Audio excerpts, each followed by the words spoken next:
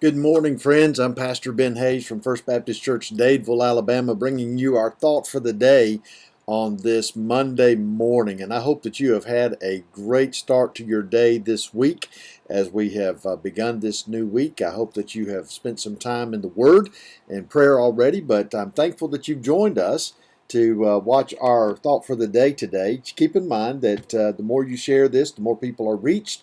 And I just would appreciate you doing that for us today.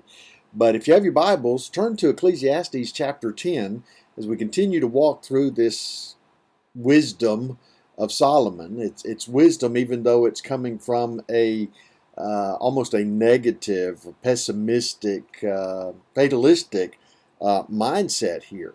Because Solomon, in all of his wisdom, has turned his back on God, and he's suffering the consequences of that. As the king of Israel. But he does say some good things here. Now listen to what he says down in verse 4. If the spirit of the ruler rises against you, do not leave your post, for conciliation pacifies great offenses. Now, let me explain that a little bit by asking you a question. Have you ever had a job where your boss didn't like you? Have you ever been in a position where someone in authority despised you? Have you ever been in one of those positions where your leader was hard on you, just constantly harping on the things that you've done or things that you haven't done? Well, that's what he's talking about here. If the spirit of the ruler, whoever is in authority over you, if that spirit is against you, the tendency is we quit our job. We walk away. If we can. Now, in certain situations, like in Solomon's day as the king, it would not be possible to walk away.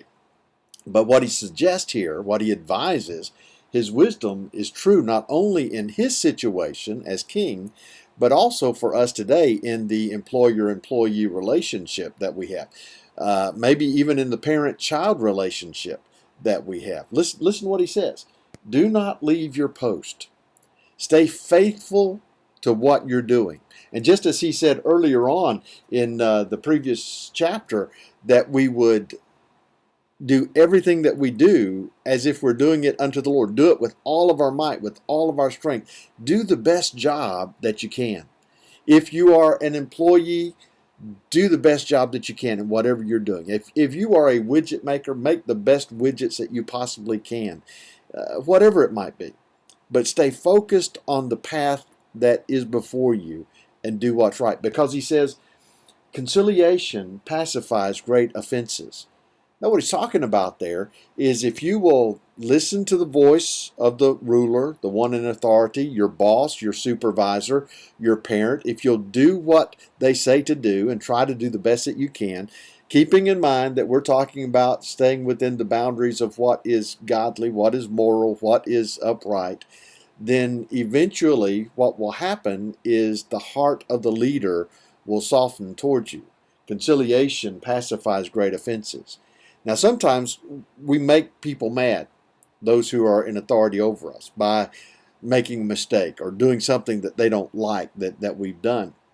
What's the best course in dealing with this? I think the best course is to go to them and to admit that you made the mistake. Ask their forgiveness. Pledge that you're not going to do it again to the best of your ability. And just make that understanding known that you understood. You made a mistake. You messed up. You take responsibility.